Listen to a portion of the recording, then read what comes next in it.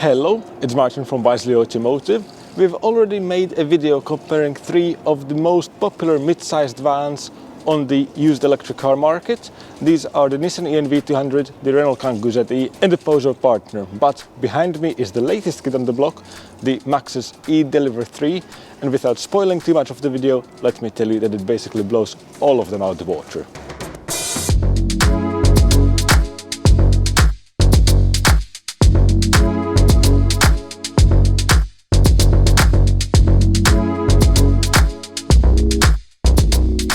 I was parked a couple of streets away from home, but let me get going because it just ticked over 7:30 a.m. and this is a long drive ahead. Even though most of these delivery vans are positioned as last mile delivery vehicles, this particular example is equipped with the bigger of the two battery packs, so about 51 kilowatt hours, which means it has a WLTP combined range of about 150 miles. However, I'm delivering it to north of Wales, which is about 250 miles. So let me punch the first stop into the sat-nav, which will be Rugby services. You see, we do have CarPlay on board and there's lots of standard equipment, but we will discuss all of that, including all the other aspects like the cargo bay, practicality, ergonomics and so on along the way. So let me get the van started. Traditional key starting like a normal ICE vehicle. The battery is showing full. I've topped it up just before I left the office, supposedly 144 miles. And if I go into the exact percentage, 98% state of charge. I've done just under 7 miles, but keep in mind this was crawling through city traffic, so I will reset the trip computer. Excellent. And off we go. The drive selector is located on the central console here, so to go into reverse you just flick it back. And we do have a reversing camera and parking sensors as well, which comes in very handy in this scenario. I just need to do a little loop to get out of here. I'm not using any air conditioning for now because I will try to conserve my range. To be fair, the conditions are pretty close to perfect. The vehicle is indicating 16 degrees Celsius outside, no rain, dry roads, so hopefully should be a good run. I will also pop it into eco mode, but to be fair, there's no automatic transmission with these vehicles. It's a single speed reduction gearbox. It doesn't make much of a difference. Your driving style is what impacts the range the most. I will keep a close eye on the state of charge percentage readout, the estimated range, and obviously how many miles I have to my destination, which is currently 106. Now that I'm heading out of town onto the North Circular, let me tell you what the van is actually like to drive. Because Maxus has done a very good job implementing all the features we like as EV drivers. So as already hinted, you can see the exact state of charge in percentage, but if you are new to EVs, you can always scroll through into the miles view as well. Obviously that number is calculated based on your previous driving style and so on, but we will see how it handles on the motorway, because at the end of the day this is not a very aerodynamic box on wheels. Regardless of which screen I'm on the right hand side of the instrument cluster, I can see my battery bars and how much energy I have left essentially in the tank. And I can also see my power meter, so when I put my foot down a little bit, you see that the van indicates that accordingly. And when I let go, just like all other electric vehicles, the Maxus does come with regenerative braking, but you can customize the strength of it. There is a reg button on the right hand side control panel, and if I keep pressing it, now we are in regen high mode. Basically when I lift my foot off the accelerator, I can come down to about 1 or 2 miles per hour. The vehicle still creeps. It's like a normal automatic car. You can't disable creep, but in city traffic you basically never have to touch the brake pedal. If you don't like that, you can go to the other end of the spectrum with regen low. And so for example, if I get up to speed now a little bit, I'm doing 50 miles per hour, and when I let go of the accelerator, you see we are still coasting a little bit. Feels very close to a normal combustion engine car.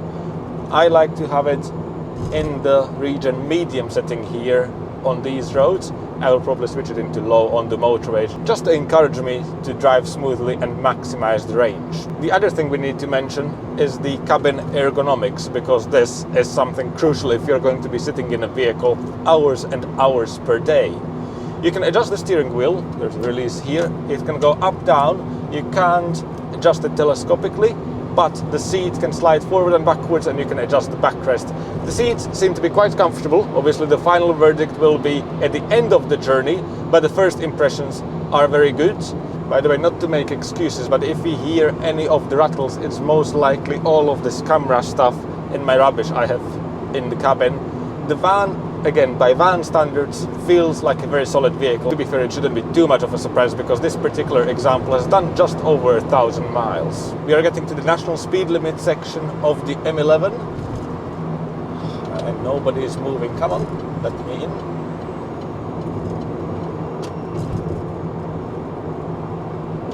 And let's see, can I keep up? Oh, it does go when you need it to. Oh, and we're in eco mode. Let's turn off eco mode and it keeps going. This is rapid.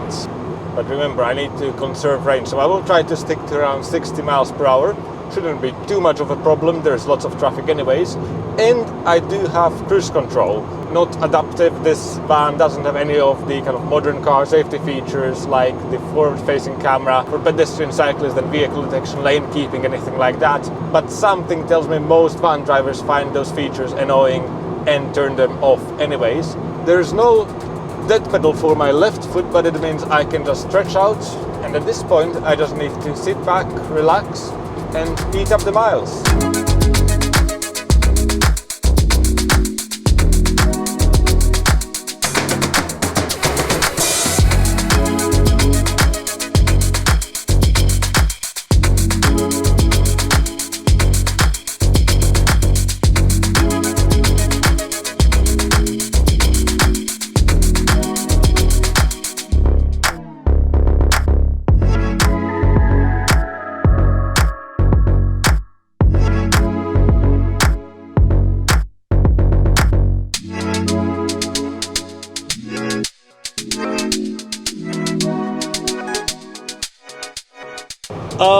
Houston, we have a problem. I can see the signs for Rugby services. About 1.5 miles left to the exit, but somehow if I scroll through the information, we are still at 34% in the battery, which according to the computer should be good enough for 50 miles. How is that possible? I genuinely have no idea. The van should not be this efficient. As I mentioned, the weather does help, but this much, it's amazing. I'm ready for a break anyway, so I will get off and stretch my legs a little bit. But so far, I'm very pleasantly surprised. Let's see what the availability is like, because Rugby is quite a young site and they are an example of how to do electric vehicle charging. So I can see the chargers, plenty available. Look, good signage, I know where to go.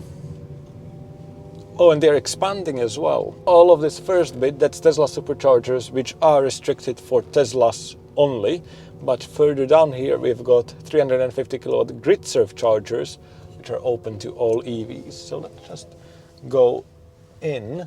So far, average consumption has been 31.2 kilowatt hours per 100 miles. I will put all the conversions down below as usual. State of charge, 34%.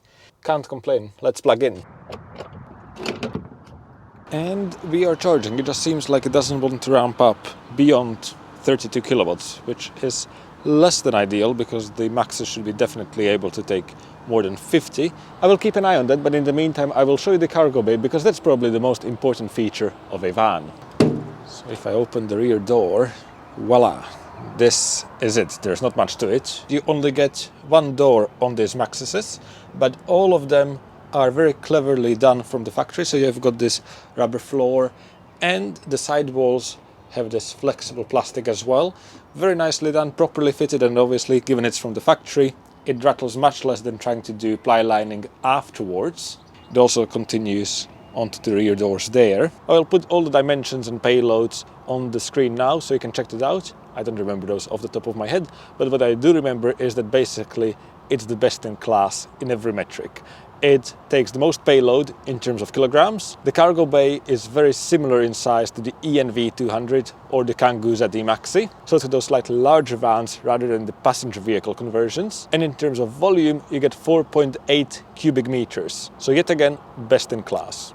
All of them have this rigid bulkhead, but it's not just a massive void. Beyond that, it has been cleverly designed. For example, if you accidentally shut this door first, there is a little rubber stopper here on the other door, so if you slam it shut, it won't, then the other door. Likewise, you've got the good floor, the factory fitted tie down points, all just very neat. There's only one size of the eDeliver 3, so the floor plan is the same, but the payload does vary slightly between the different battery packs because of the different weight. But you also, very rarely for an electric vehicle, you have a tow hitch rating. And on top of that, the roof is rated to take 75 kilos as well. About 20 minutes in, and the charging rate seems to have jumped from the 33 something-ish kilowatts now to 48 kilowatts. So that's much more reasonable. Important on the topic of charging, because it's something people often dismiss when purchasing, especially when they are new to EVs, is the charging plug. The older vans, most of them had Type 1 sockets for AC charging and CHAdeMO for rapid charging. CHAdeMO at this point is a legacy standard in Europe, and it was only present mostly on those Japanese EVs, with now CCS being the standard going forward. And crucially, Maxus is equipped with the CCS port, and all new rapid chargers, at least in UK and Europe, are required to have CCS plugs on them. So you are basically future-proofed going forward. We have been here for just over 31 minutes and got to 71%, so that's plenty enough. Stop that. And off we go again. I have put one more stop into the route plan because I don't want to stay to 100% with electric cars. It, generally speaking, makes sense to charge to about 80% and then move on, because the charging rate significantly slows down towards the battery being full. And I don't want to just drop off the van on empty. There should be some electricity in it so the customer can start using it immediately. Said stop is just north of Stafford, so that's 62 miles to go. Van showing 104 miles left, so I'm not concerned at all. They realized I haven't even shown you what the acceleration is like from low speed. So now we are at 40 out of eco mode. Obviously we are unloaded. The only thing in this van is me and a couple of cameras, but still it definitely feels like it has enough power even at these higher speeds. The official 0 to 60 time, I believe, is 12 seconds for this version with the bigger battery. The smaller battery being a bit lighter and having the same motor, it's 11 seconds. So by van standards, definitely acceptable. In terms of ride quality and handling, again, it's a van, there's not much to say. It handles fine. It's on leaf springs on the rear axle, so that probably helps with the payload rating, but it can be a little bit jumpy if you go over potholes and it's fully unloaded like it is the case now. I'm also sure you can hear that at 70 miles per hour there is a little bit of wind noise and especially quite a bit of road and tire noise coming from underneath through the wheel arches, but nothing dramatic, and personally I would rather have that than having to listen to a rattly 2-liter diesel engine. The official top speed is, I believe, 75 or 76 miles per hour. Lol, and it says vehicle overspeed, but it did let me go past that, allegedly. You did not see or hear anything. Music back on for the next 1 hour and 10 minutes.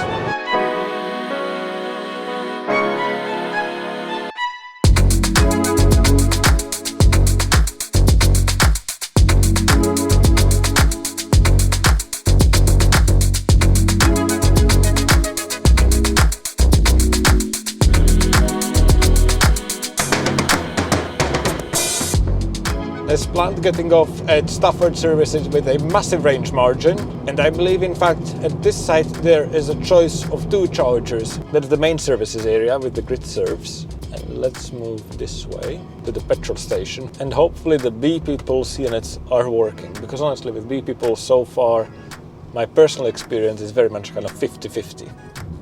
EV charging, nicely labeled, good step 1. Interesting, there is an iX1 as well. Starting to see these in the real world. 48 miles remaining, which is 33%, same as before. That worked on the first try, nice and easy, with contactless payment. You don't need to have any apps set up, and it's the standard for most UK rapid charging stations these days. Of course, if you buy from us, we talk you through all the charging, which networks we prefer, where to find the chargers, and so on. But it is a tiny bit sad that the van started charging at about 33 kilowatts again. I'm in no rush, and in fact, I've been plugged in for about 8 minutes, and I think I will be ready to unplug in the next 10 minutes or so. This is a quick top up just to get me going on the way, and have about 20-30 miles of range left when I get to my destination in North Wales. In the meantime, I can show you more of the cabin, because as I mentioned, these Maxuses come pretty well equipped, especially by van standards. So if I just turn on the electrics now, you will see that we have a built-in screen, but I will get onto that in just a second. First, I want to show you the instrument cluster. This small digital display actually has a lot of useful info in it. Obviously, you've got a trip computer, and you keep pressing this button to cycle through different views. First, you've got your remaining range in miles. That estimate fluctuates based on your previous driving history. Next up, RPM of the motor, oddly specific, but sure. The battery voltage and the current. Again, quite interesting that someone bothered to put that in, but it comes in handy in this case because there's no other readout of how many kilowatts you're charging at, so some chargers don't show that on their screens, so this way you can at least see whether everything is working as expected. Moving further, you've got your digital speed, your instantaneous consume, which is definitely consumption, and your average consumption. So far 29.1 kilowatt hours per 100 miles is really impressive. And your exact state of charge in percentage. This is what we like to see as EV drivers, because the range estimate in miles can fluctuate a bit, whereas with the percentage you know exactly how much you have left. And these Maxuses do come equipped with TPMS sensors, so you get exact air pressure readout of every tire. Equipment wise, you've got the multifunction steering wheel with media controls on the right hand side and the cruise control on the left hand side. Automatic lights, which are halogen, but you've got LED daytime running lights. Air conditioning and heating. This is all manual, but you can choose where you want the air to go, the strength of the fan, and whether you want the heater on or the air conditioning. Nothing fancy, and unlike vehicles with automatic air conditioning, you can't just set the temperature and forget it. But on the other hand, given you've got full manual control, you can really tweak how much range you're willing to sacrifice for cabin comfort. And it seems like Maxus is not stingy with the power supply, because even in winter, when you put the heater on, it really gets quite warm in the cabin. And likewise, the air conditioning is super strong. This is something we noticed on the Renault Kangoo, is that their heating is not the strongest and air conditioning used to be optional. So again, nice to have it included here. Continuing on the theme of comfort, we do have heated seats. They are just very hidden. The buttons for them are underneath the central console there.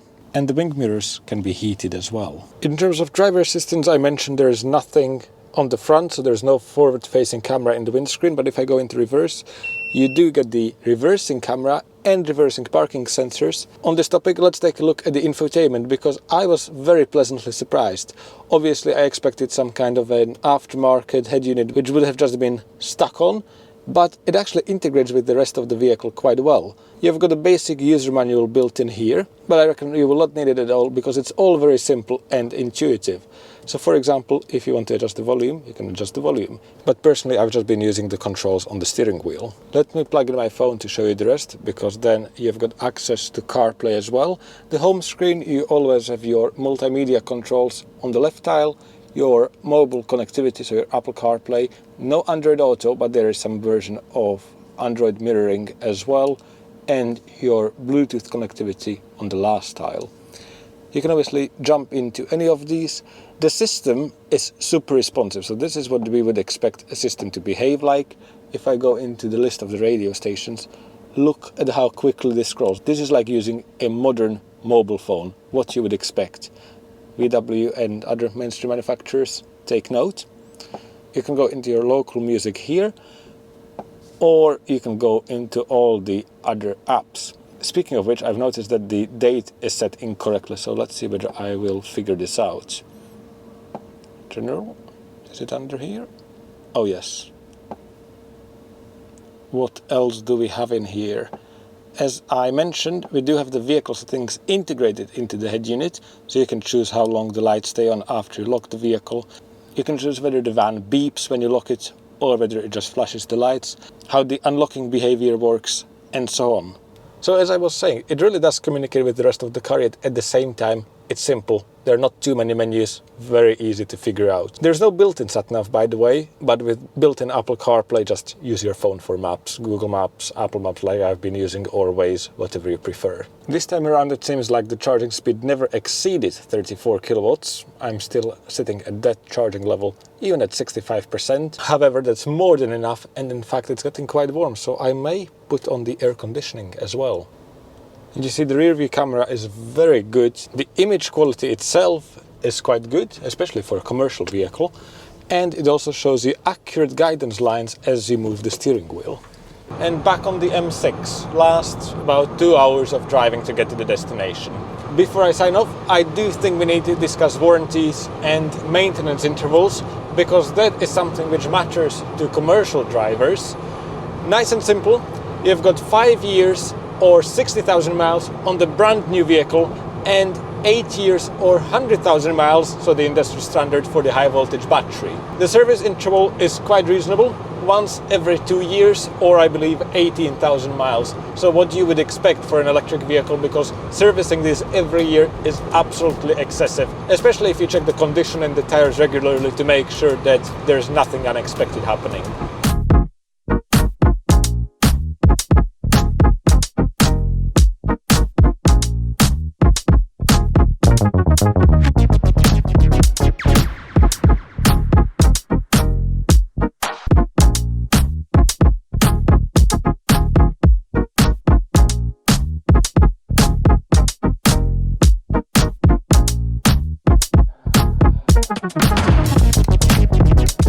I'm officially in Wales, about 19 miles left to destination, so let me summarize the trip for you. Long story short, the Maxus, it really is an amazing van. Obviously we are an independent EV specialist, so we can choose which vehicles we want to sell. We had 3 of these initially, and let me tell you, we will definitely have more. Because if you cross-shop with the competition, those vans being the ENV200, the Kangoo, and the e-Partner, this wins over those in every single category, over all of them, yet it's not that much more expensive, if at all. So that begs the question, why would you go for anything else? There still may be some scenarios, like for example if you want the manufacturer after sales support right next to you. The Maxus dealer network is not as established as some of the other big players. But honestly, the eDeliver 3 is a fantastic product, and it really just shows the beginning of what China will do when it enters the European car market. The drivetrain is good, the ergonomics are good, the seat comfort, I can say after this long trip, no problems with my back, I'm still very comfortable. The features, the cargo volume and payload capacities, it ticks all the boxes. A couple of complaints are that number one, whenever you put the cruise control on, so now it's in standby, and even when I try to click set speed, it automatically jumps to the maximum speed of the vehicle, which is 76 miles per hour, so that's a little bit stupid. The other thing is that you only get manual air conditioning. It would have been nice, considering the level of equipment elsewhere, to just get automatic air conditioning. At least there's an option. I don't want to draw any conclusions about charging yet. We've only really rapid charged them twice, and that was on this trip as I showed you. So I would like to see whether it's possible to get a higher charging speed or what the conditions are and so on. So if you want to see that, we will definitely have more content on these. Stay subscribed. And otherwise, if you made it this far, thank you very much for watching. I will leave the summary of the entire trip, including efficiency, costs and so on, up on the screen now. I know some of you will definitely say that you could make it with no stops in a diesel vehicle. That kind of defeats the purpose. This is still mainly an urban delivery van, but hopefully we have proven that even if you need to do the occasional longer trip, it is more than capable, and the technology has progressed massively in the last decade. Because if you look at, for example, some of those first generation ENV200s, you would struggle to get 70 miles on a charge. Leave any questions in the comments below. We will do our best to answer in our future videos. And as always, thank you very much for watching. See you in the next one.